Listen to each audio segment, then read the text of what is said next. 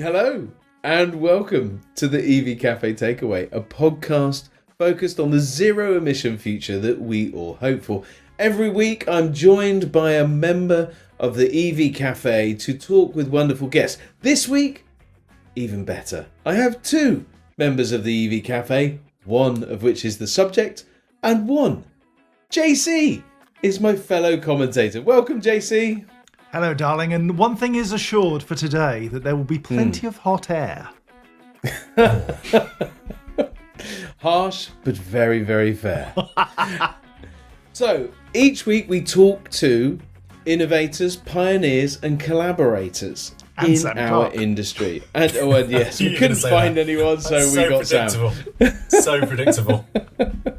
Anyway, welcome Sam. Sam, you are the subject today. Thank you. Hello, boys. Nice to speak to you. I note that when John Curtis made the reference to hot air, he didn't specify from which mouth it was going to come. There were three No, involved. but you've just provided evidence, so there we go.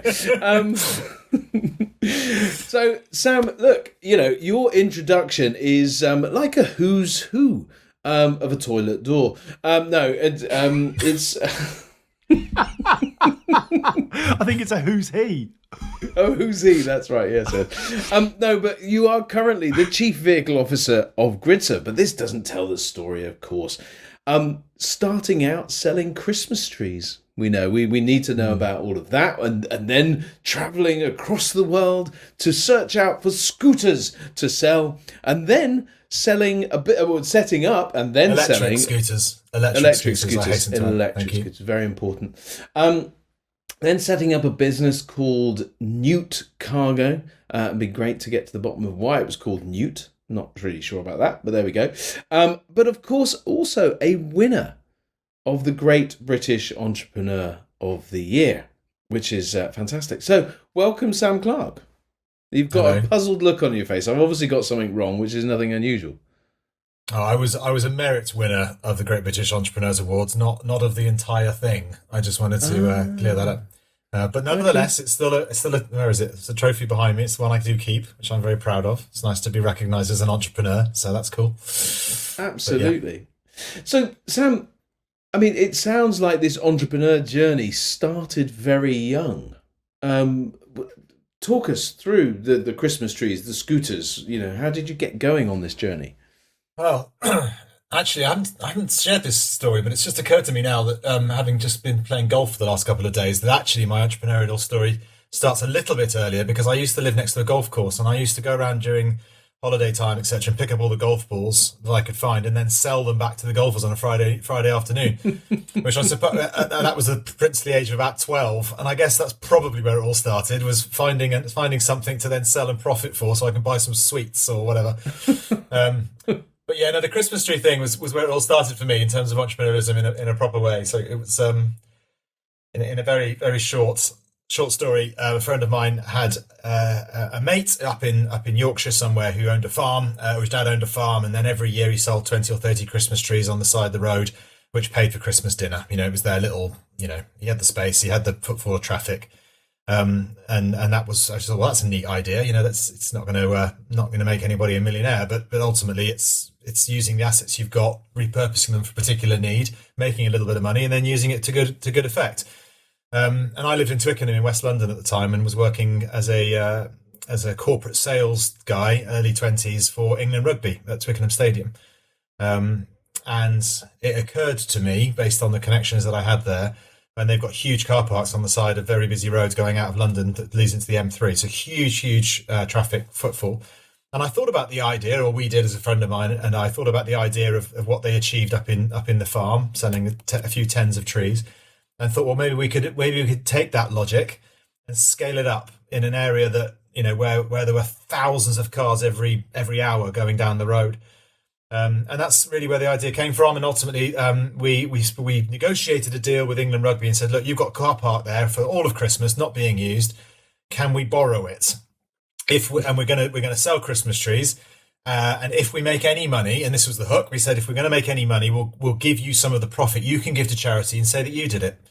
And that was ultimately, the equivalent of making the lemonade on the side of the road type logic, really, where we had to find all the component parts. We had to beg, steal, and borrow land. We had to hire floodlights and things with credit cards, and then go over to Denmark and negotiate a deal somehow with a tree grower that enabled us to be able to give him the money once we'd sold the trees rather than in advance because we didn't have any money. And we just negotiated all these things, managed to pull it together, and then worked like Trojans for 6 weeks or so over Christmas to try and sell. I think it was something like 500 trees in the first year that we bought, which was terrifying because it was an awful lot of money in something that was dead and was going to be completely and utterly obsolete, never be able to be resold again 3 or 4 weeks later. So it was quite a terrifying first asset to try and sell because it had a shelf life, literally. But we did it. We did it very successfully. And a few years later, it became the largest independent site in the country, with selling over 5,000 trees a year.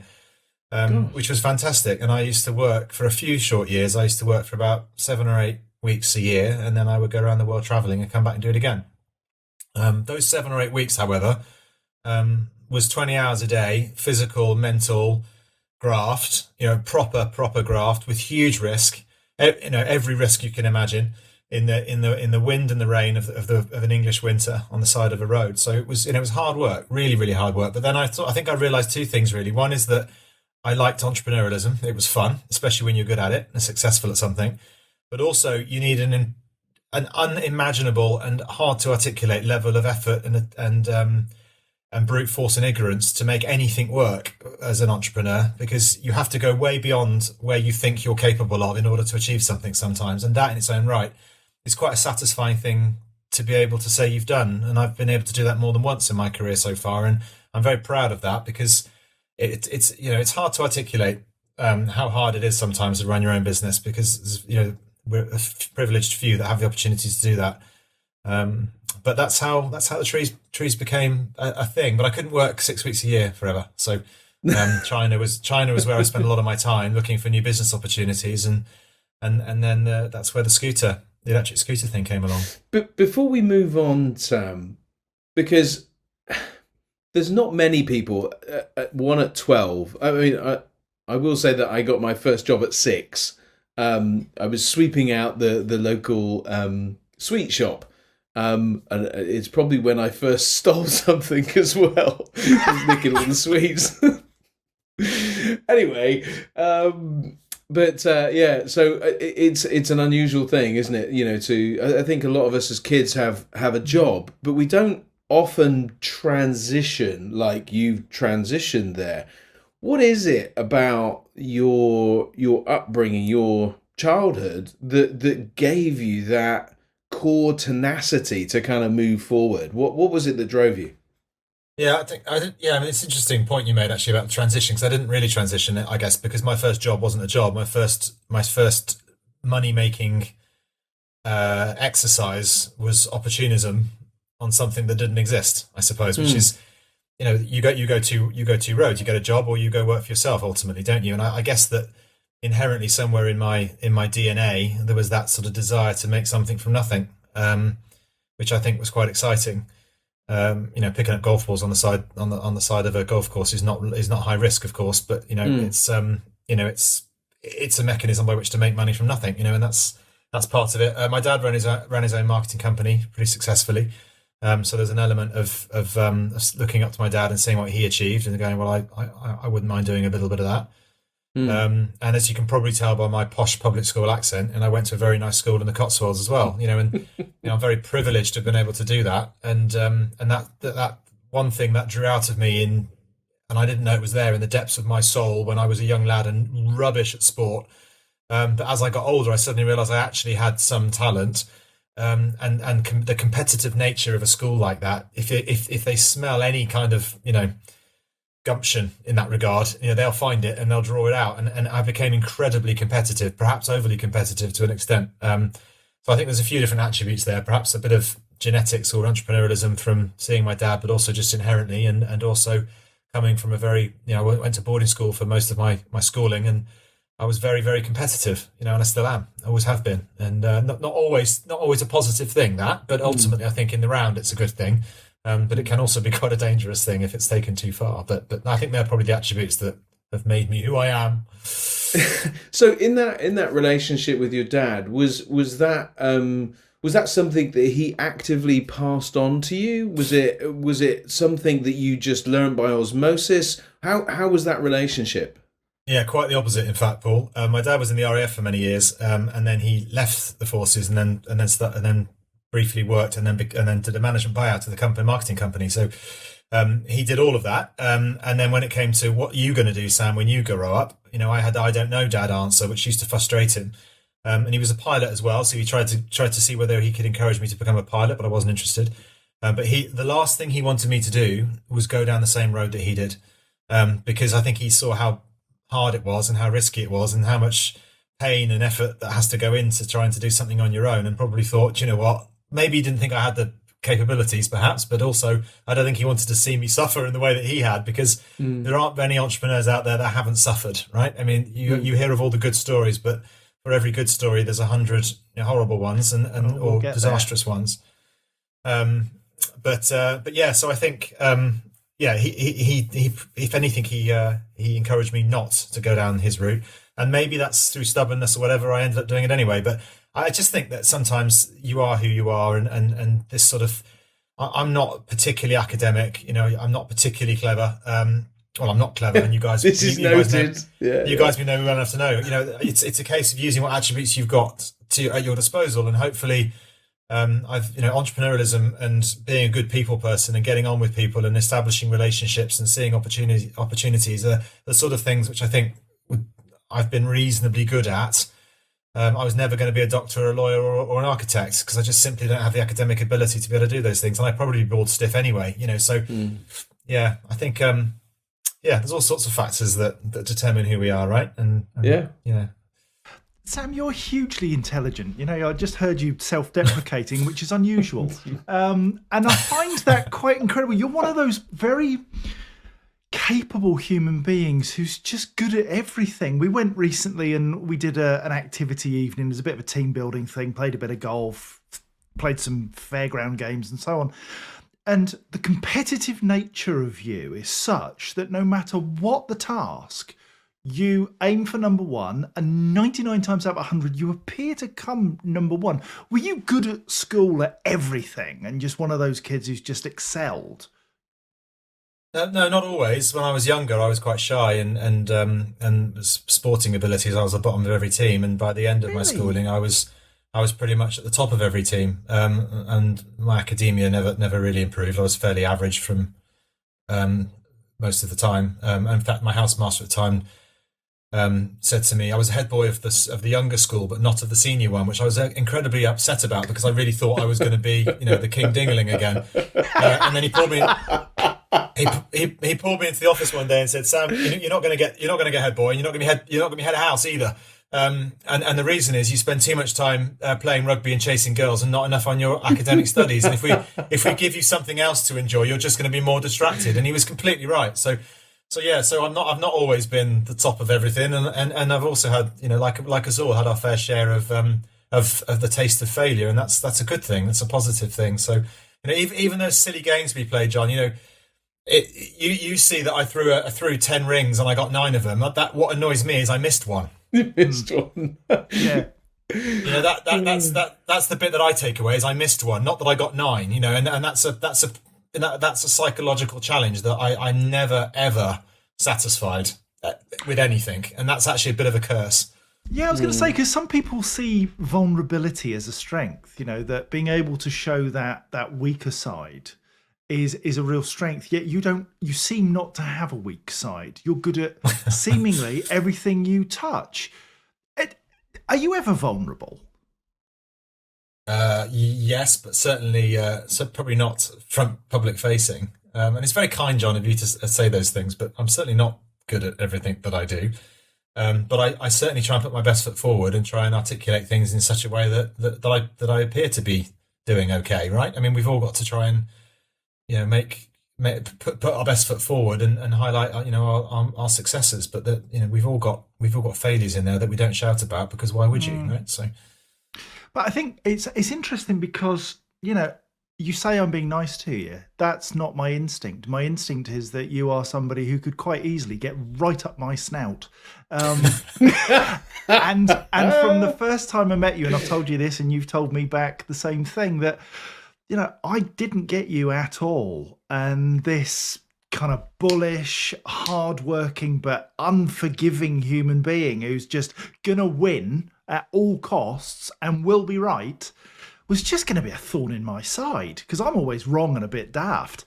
But actually, in there is one of the kindest people and most diligent people I have ever had the privilege to meet. And it's not because we've worked together for years now. It's a true journey that I've been on to discover that softer side of you when it really matters. You're there, aren't you? You're there in people's corner all the time. You'd do anything for the right people. I think, absolutely. You guys and the rest of the EV Café crew have become very good friends of mine, and you all know that I, happily do anything for you, whenever you needed to ask me to, because there's a mutual respect there, and we both care about each other. Well, most of the time, there's mutual respect anyway. But it's a balance, John, I suppose, because I get very frustrated a lot of the time. I get very impatient with a lot of business related activities. If I don't agree with it, I'll say it because I've learned a lot from Toddington Harper, the CEO of GRIDSERVE, and his level of being impatient and wanting to get on because there's a bigger agenda here. Where when I was younger, I was just focused on it's all about me and making money, or trying to make any money at any cost, so to speak. Whereas now, whilst that's still important to me, and I'm still very much driven, and I'm older now with 2 kids who are 8 and 11. It really, doing things that are good for the environment and good for my pocket at the same time is important to me. And we've got to get on with stuff, and that's why sometimes I'm a little bit over forthright, perhaps, but I'm just speaking my mind. I'm not ever trying to offend anybody. It's just wanting to crack on and get stuff done so that we can leave this planet in a better position than we found it for the next generation. That means a lot to me. You mentioned your 2 kids. What is it that you hope they have inherited from you? They're certainly very interested in electric vehicles, without me saying anything. And they absolutely adore the EV Café as well. But almost through osmosis, they just pick up the things that I'm passionate about, and therefore they share that passion too. So yeah, and they're fiercely competitive, I'm afraid, as well, which is a slight worry. But yeah, they're little mini me's really. But what they choose to do, whether they play sport, whether they do more academic, music, or whatever, that at the moment I'm just just do you. I'm not pushing them in any direction. I just want to see them. I want to see them flourish and see what happens. But they're a bit too young to worry about it too much more than that. I think they just need to find their own way. It's important. It really is important. How you mentioned sustainability there and the importance of it. As I look back at golf balls from and then Christmas trees and then China, where did sustainability come into that? How did that evolve? Was it a mixture of the financial gain to be had by a good business idea that fitted with a moral purpose, or was it the moral purpose that then led to the other way around? How did that work? No, it's the former, Paul. And if I'm brutally honest, and I don't mind being so, in my early 20s, I didn't really give a stuff about the environment, to be totally honest. It wasn't on my agenda list. My core agenda was what business am I going to make that makes me money? And the electric scooters in China was my nirvana moment where the light bulb went, oh my God, this is it. And then I realized the sustainability angle was the hook that I needed to create that niche that, or at least I thought so at the time, that said, this is it. And I can use sustainability for the better of the business I'm trying to create. And that my priority was, how do I make a business to make money? And the environment was a secondary consideration. And very much over the fullness of time, as I got older and maybe wiser, the importance of, and obviously a dad now, the importance of sustainability is far, far, far higher. But in the days of before the electric scooters, sorry, the days after the electric scooters with the logistics company, my business partner at the time was a big tree hugger. His environment was absolutely, he worked for Bank of New York, was making money, but his focus was sustainability. That was his driver.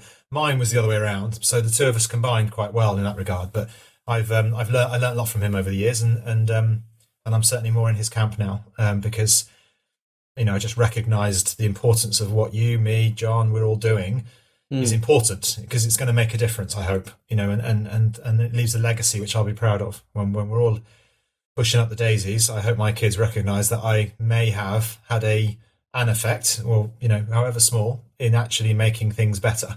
That's all I can ask for, really. But I think the effect that you've had thus far has already left its mark, right? I joked earlier about Newt Cargo and the name and wherever, and it would be interesting to know where the name came from. I think you have told me, but I've forgotten. But it's all right. It's an interesting journey, and what you did was pioneering, and we like to talk to pioneering, innovating, collaborating people. Well, you've done all of the above, and that pioneering last mile delivery service really focused on a very sensible business idea, but also, as you pointed out, really, really hard work. Talk us through that journey with that Newt Cargo kind of really demonstrated to some of the bigger companies that this was possible. Yeah, well, I think first and foremost, you said it was a sensible idea. I'm not entirely sure that it was, to be totally honest, at the time.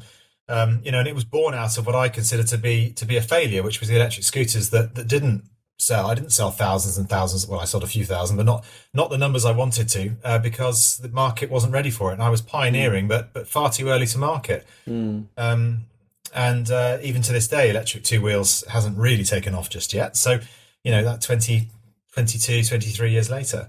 But yeah, I think, again, to a previous point, Newt was born out of me losing all my money and my family's money that I borrowed, and almost every penny to my name was gone at the point when I started Newt, and I had to start all over again from scratch, And whilst I still had the investment of a public education, I had no money whatsoever, and we had to build something from nothing, which without any friends and family support or anything like that. So we had to get this idea, which we thought was a good idea, but a bloody risky one.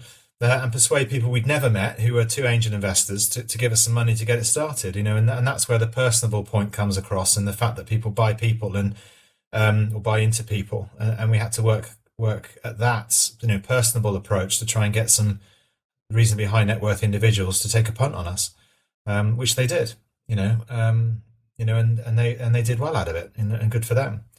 And as a result, I was able to sell a business a few years later and pay my family back for the money that I lost of theirs originally as well, which is another very important part of my life journey, is to be able to give a check and go, here you go, I got it back, and that's something which meant a great deal to me as well.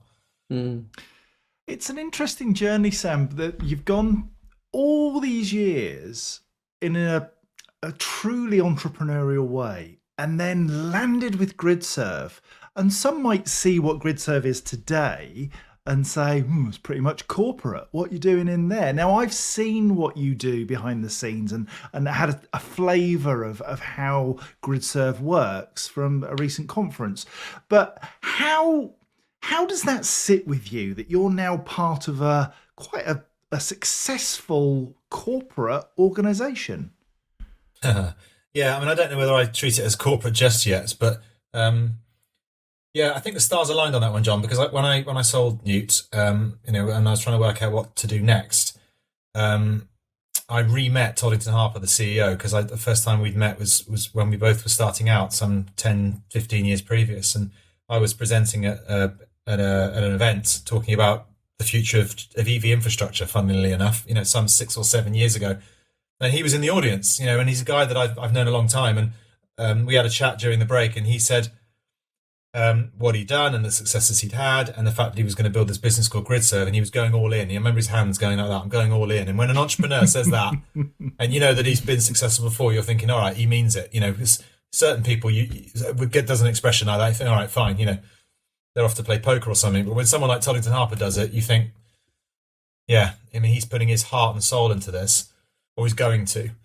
Even then, I had no comprehension of the scale of GRIDSERVE, and I'm not entirely sure he did. He certainly had the ambition, and I just fancied a bit of that. I thought, well, this guy. I was looking at doing something quite similar anyway as it happened, and when I re-met, if you like, Todd, and thought, wow, this guy knows what he's doing, and I thought that at that time in my life, it was an opportunity to basically hang on the coattails of somebody else's dream, and hopefully try and contribute to it.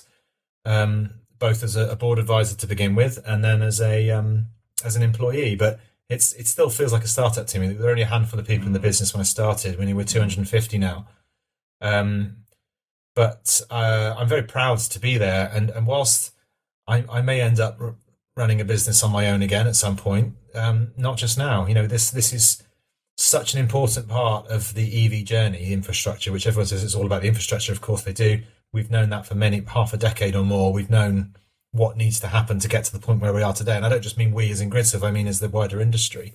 And I was never going to be able to do anything to contribute really in that sphere on my own. But hopefully through GRIDSERVE, I can help to contribute a particular area, another area, if you like, of the overall industry. I'd like to think I made some contributions to electric vans and logistics back in the day. I had more electric vans in London than anybody else.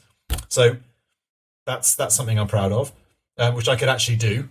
But as far as infrastructure is concerned, that's far bigger than one person. So I wanted to do something that could help in that journey. And I was inspired by Todd. You've met Todd many times. We both have.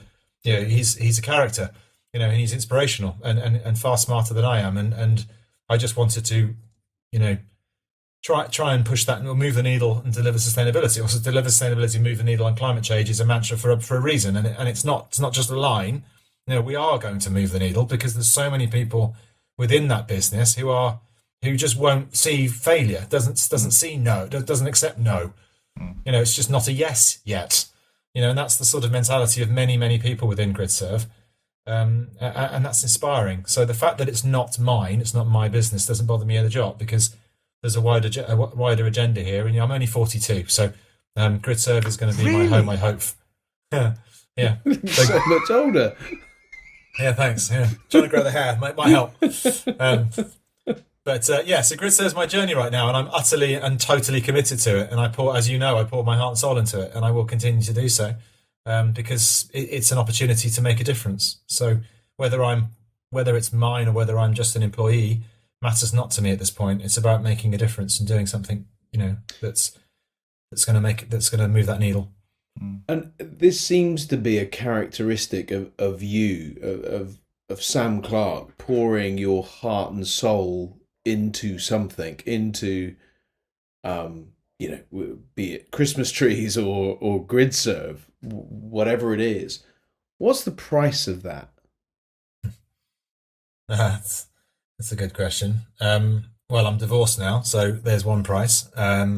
Recently, as of 3 weeks ago. I got quite ill a few weeks ago as well. Had a nasty virus that I was bedbound for 3 days. I don't get ill. I'm one of those people that don't. I've had one cold in 10 years. I just keep going and going, and all of a sudden, I was fallible. Is that the right word? Yeah, I think it is. And I had a bit of I took my kids back to the Channel Islands where my folks live last week, and I got a bit of a telling off from both my parents to say, you need to sort this out, because you don't get ill, and yet you burnt yourself out and got really, really sick, and there is an element of putting everything else to one side in the pursuit of ambition and success. And my sister I got a half sister. She's 12 years older than me. She has a very straight life. She's very happy. I'm delighted for her. We couldn't be more different. And I envy her a lot of the time, because she's quite happy with just her lot, her doing her job, enjoying her life, and she's happy with what she has. I've always had that, never good enough, always strive more. And that's danger. It's danger zone. It's a fun place to be, but it's also, where does it stop? And I don't know the answer to that. But I am a little bit older and getting and seeing my body giving up from time to time, going, maybe I need to take stock from time to time, which is another sort of maybe a life lesson as I get a bit older, that I'm not invincible, whereas I always thought that I was. So yeah, I'm learning. Every day's a school day for us all, right? And how does it feel to be at that point? And what do you intend to do? Because it's one of those things, right? This is important. You're feeling it. That your body's feeling it. Your life around you's feeling it. What can you do to change the trajectory for the inner man, for Sam, the inner man? I don't know. I think probably one thing which I've always been useless at throughout my entire career is delegation, because I always want to do things myself to know that it's done properly, and that's all well and good. But the truth of the matter is probably if you delegate to other people, they'll do it better than you. You just don't realize it, or you don't give them the opportunity to do it better than you, right? And I think part of the challenge is surrounding yourself with people that actually know more and are more capable in their particular fields than you are. The days now why are you with the EV gone. Café? Yeah. I don't know. Good question. No, I think delegation is key, and understanding your own limitations, which I don't think I ever have, and also using tools, which sometimes is people or resources, to better the overall goal without needing to take it all on yourself. So I think they're the sort of things I'm trying to do this year. I've got one particularly large project coming along, which you guys obviously know about, but I can't talk about publicly yet, which is absolutely colossal, and it's so big that I know that there's not a hope in hell that I could even think about doing it on my own. So I think the reality is that I'm going to have to learn delegation, and quickly, in order to make sure that I don't burn myself out, but also I continue to succeed. Otherwise it will fail, and it will be on me. So yeah, I think that's the strategy for now. So Sam, I know you go running, as I've seen you all sweaty and only when I'm running, I hasten to add. How else do you relax? How do you get away from the pressures of your life? I don't, and I'm trying to. So I went to Anglesey for 3 days this week, and went and played golf with some friends, and never done that before. And I enjoyed it. So I'm trying to get in a position where I do a little bit more of that. I do go a lot of running. I do 20 minutes of exercise every single day of my life for the last 453 days. But it's only a minimum of 20. So I try and play squash, or I go for a run, or after this I'm going to go row and do 5k row in my shed.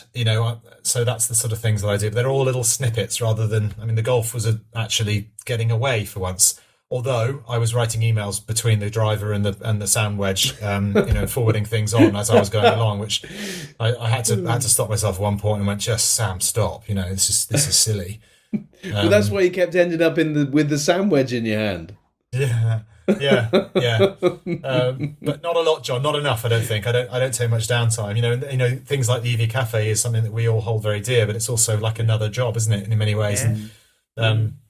So I'm not very good at getting away. I've never enjoyed holidays very much because I can't sit still long enough to enjoy one. I always want to sort of get back to the phone or the laptop, which is not a positive attribute. It's the attribute I have. I can't do much about it, but it by no means is it positive. So yeah, again, as I get older, I need to learn. Maybe I need to try and find. I bought an electric motorbike recently, and I'm going to try and go out on that in the summer and just wind in my hair, albeit through a helmet. And it's the sort of thing where you can't check your emails, because if you do, you're probably going to die. So it's trying to find mechanisms by which to just free the mind a bit and take and distract. I played rugby for 20 plus years, and I absolutely loved it. And one of the reasons, certainly at the latter stages of my rugby career, is that on a Saturday, playing 80 minutes on a rugby pitch, if you're distracted by work at that precise moment, you're going to get very, very hurt. So, it sort of mentally pulled me away into a sort of world of fear, because rugby's dangerous, and gave me an opportunity to expel energy and aggression and adrenaline or whatever in a legal channel that wasn't work related. And I've struggled quite a bit to find a replacement for that, because aside from joining a boxing gym or something, I'm not quite sure how you achieve that again. So that's something I've struggled with in terms of not having that in my life anymore. As an older man. Please. Plenty of years left in you. Man. What are you going to do with the next chapter of your life? So you mentioned, you've been through some turbulent times and challenges. What's coming for Sam Clarke? Do you set like a goal? Do you set a trajectory where you say, I'm going to get there and this is what I'm going to do? Or is it that meandering path and I'll see where I end up? No, I've always had one fundamental desire, and that is to, and I mean this very much in inverted commas, to retire nice and early. And by retire, in my mind, that is in a position where you don't need to work anymore if you don't wish to, from a financial point of view. I have 2 kids at private education, so that's no time soon, sadly. For me. But I always wanted to retire at 40. I missed that by 2 years. So that's my main ambition, and it's a commercial one. It's a selfish one. It's to make enough money that I don't have to worry about money anymore. And then I can just go off and enjoy things that I enjoy without those pressures of life. And so that's always been my ambition, and it still is. And therein lies the challenge. At some point. So I want to make enough money to go and do the things I enjoy doing. What are those things if they're not work? That's what I was going to say. I don't know yet, John. I think that probably partly is still work. It's just, well, it depends how you define work. I mean, EV Café is work, but we love it, right? And GRIDSERVE is work, but I love it. But at the same time, it comes with a tremendous amount of pressure and stress, and so too should it, because that's part of the responsibilities of being in a position of influence or seniority.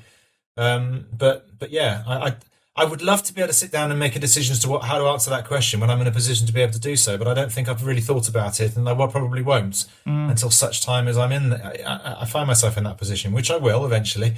Maybe not. I've missed my 40 target, so I guess 50 is the next one, or perhaps 45. But yeah, I think I'll worry about that another day. But yeah, money has always been a driving factor. I can't deny it. But it's certainly, as I said at the beginning of this, interlaced now with wanting to leave a legacy that says I actually made a material difference to sustainability in the world. It'll only ever be a small amount, but if it's something, then I'll take that. Because it means a lot to me to have that legacy. So we've talked about fortune, and the flip side of what you do is fame.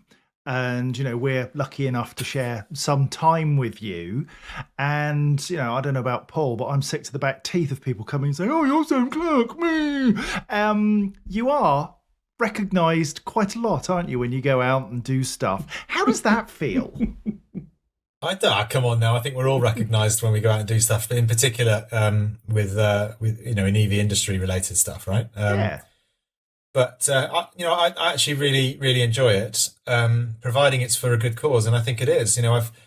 I'd like to think I've earned my stripes within this industry or industries, and I've got a history that says that I pioneered stuff other people weren't doing, and with no money, and I'm very proud of those material things that say that I actually built something of merit that was profitable, that turned over millions of pounds, and ultimately was sold to somebody for a value, and that those things are part of my story that if I had any notoriety at the beginning of my career, it was because of that journey mainly of Newt and the story that people were interested in about how you did it, why you did it, and what's it doing? Is it working? And those things where any people who knew me in the industry is probably because I got asked a lot to stand on stages and talk about it for many, many years. And now that's widened a bit into infrastructure and other things. But yeah, so long as that level of people knowing who you are for the right reasons, then I'm very proud of it, because it means that, we are doing something right. And, we all should be very proud of the EV Café for spreading a message. We're all trying to bring awareness to a very important, multitude of very important topics, and if people recognize us for that, then that's all good. I don't shy away. I enjoy the limelight, as you guys do too.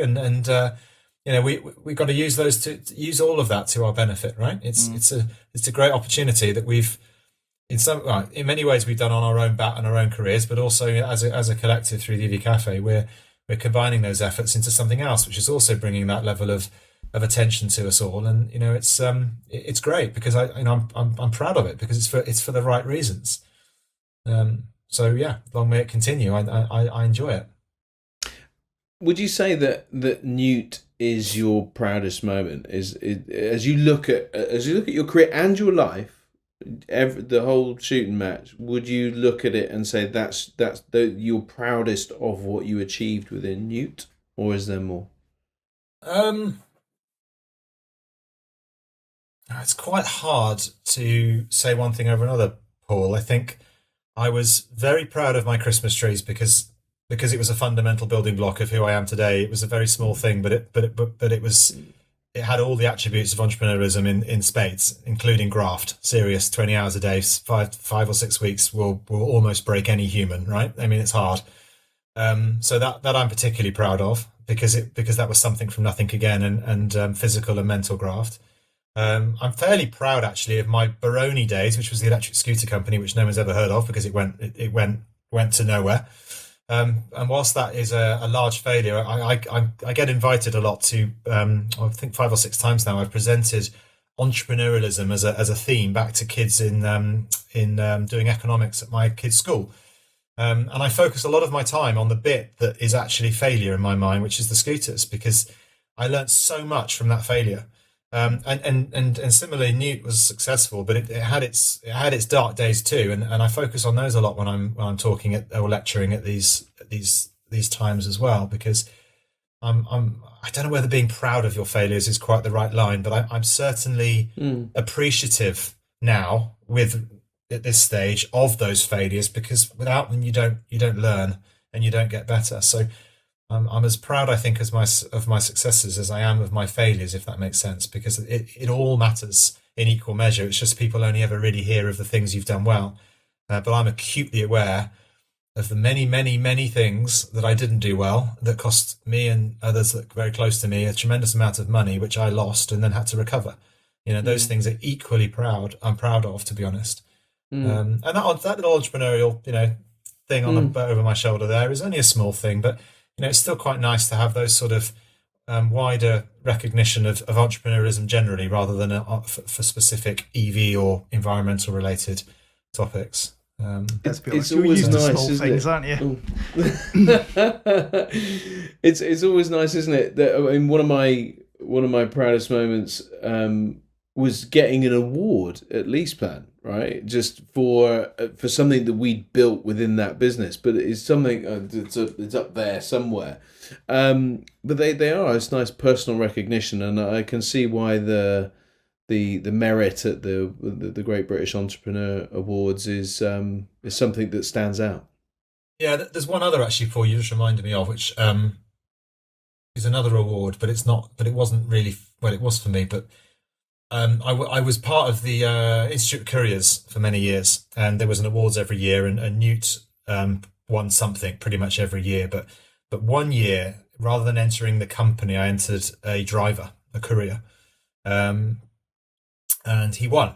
And this guy, Errol, was his name, and Errol didn't have a suit, had never been anywhere near a posh building, so certainly not the Institute of Directors front door. I'm sure he'd been, around the back delivering many, many times. And this chap, we took Errol to this event, and his eyes were on stalks from the second he walked in the door, because he was blown away by the whole.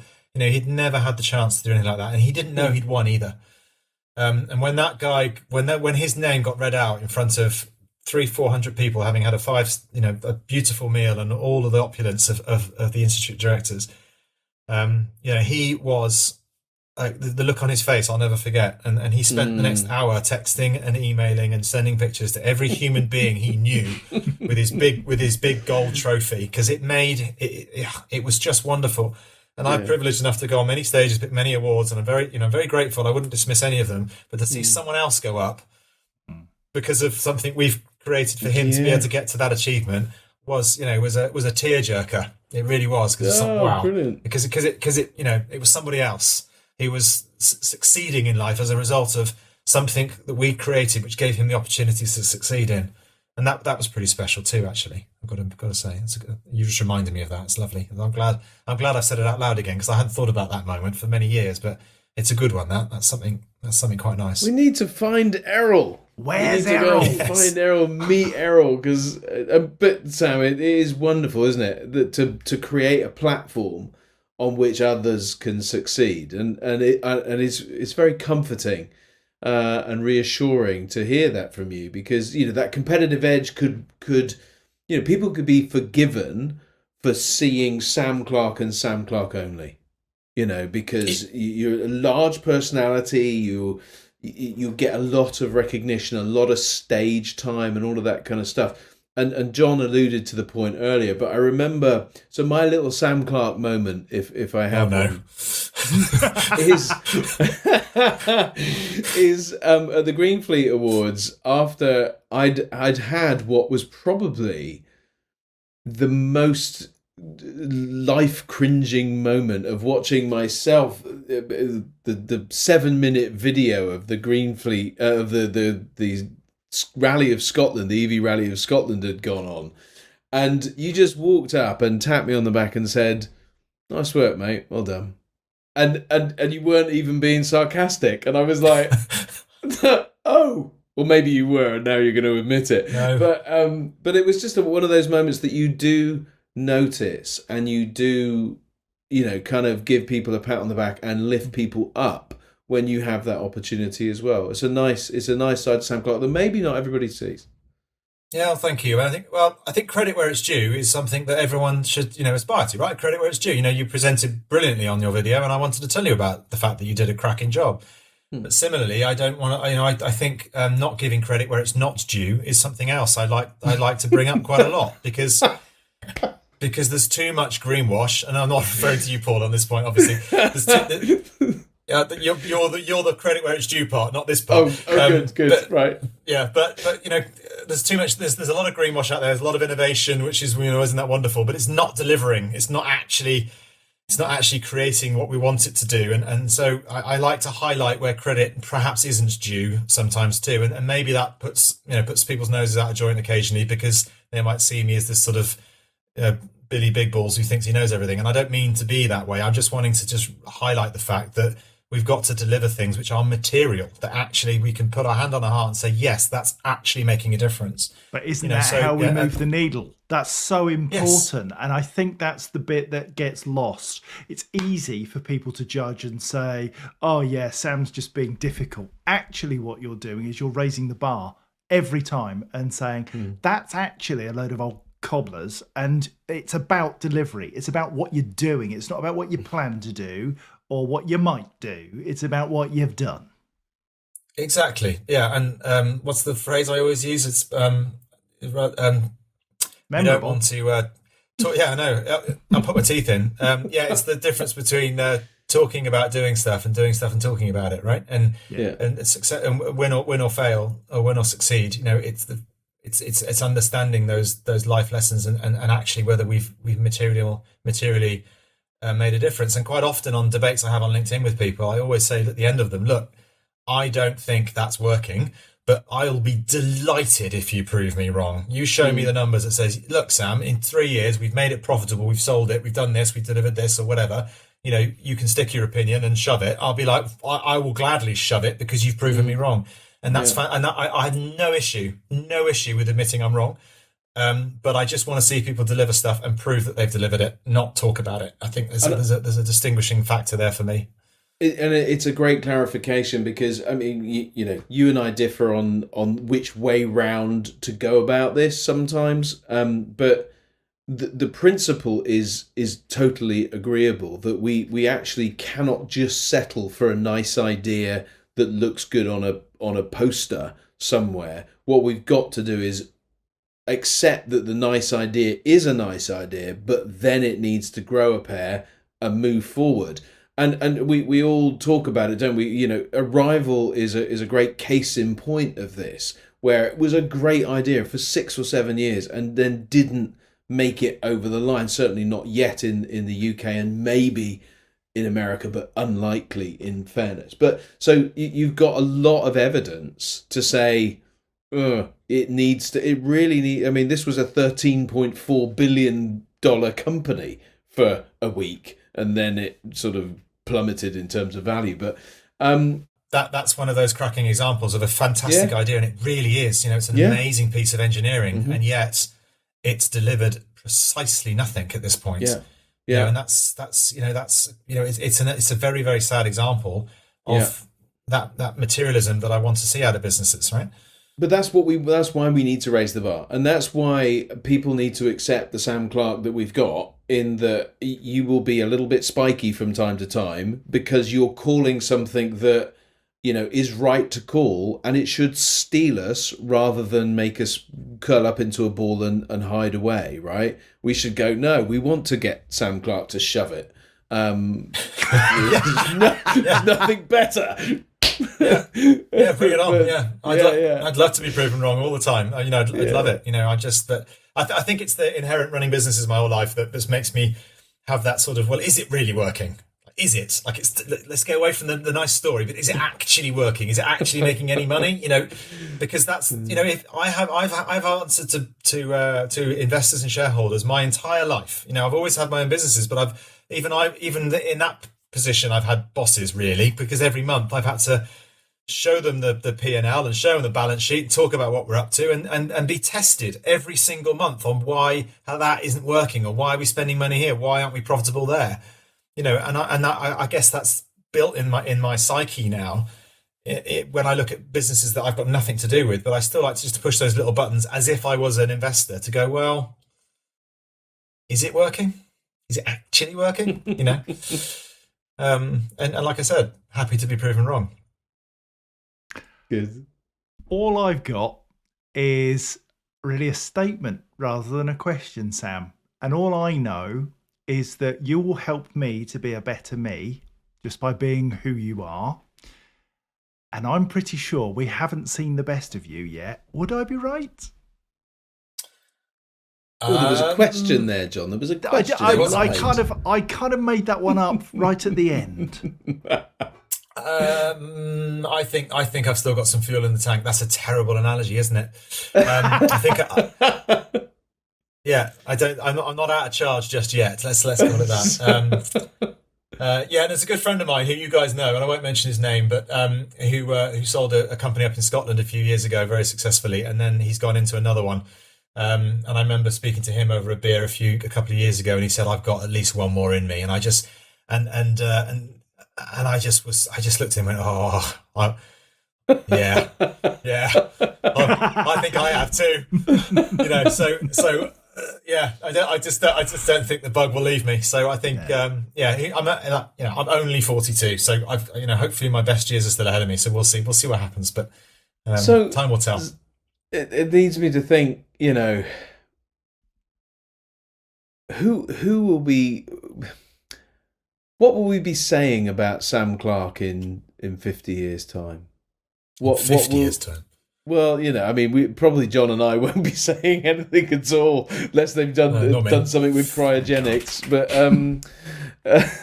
what will be as we look back in history? What's Sam Clarke's mark going to be on the world?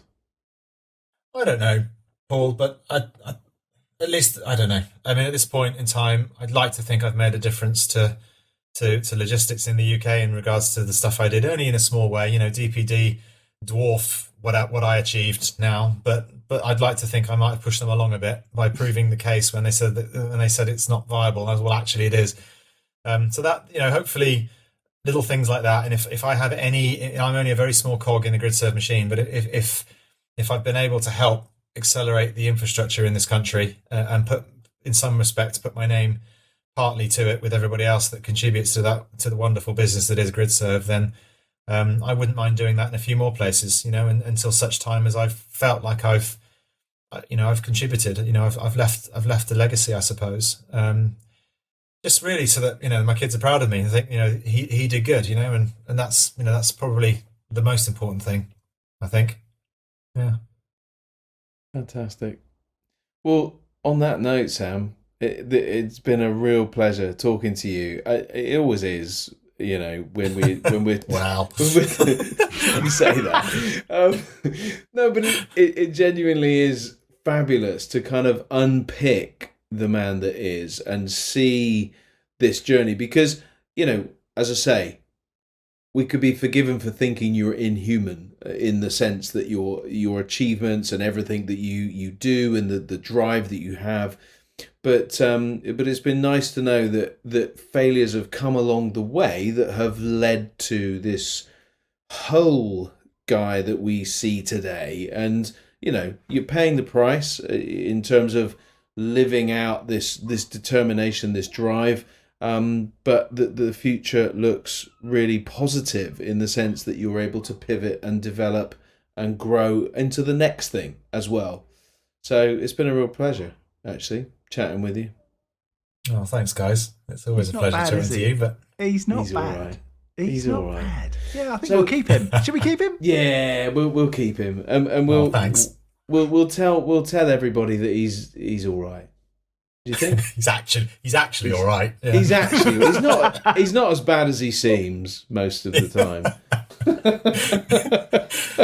Fair enough. I'll take that. Indeed. Well, listen, if you want to know more about Sam Clarke, obviously you can connect with him on LinkedIn. Obviously follow his journey in GRIDSERVE. And of course, you can tune in to the EV Café once a month, every third Wednesday, and we'll all be there. Or on a Friday for the news. On our website, lots of places you can check out the EV Café. But it's been great to get to know another member of the team. And Sam Clarke, thank you very much. Oh, thank you, guys, as always. And he's quite good at Photoshop too. He is. Where am I? And on that note, have a great day, everybody. Check back into the EV Café Takeaway podcast next time. And let's see who we can speak to next. Have a great day, everybody. Cheers, everyone. Adios. See ya. Bye-bye.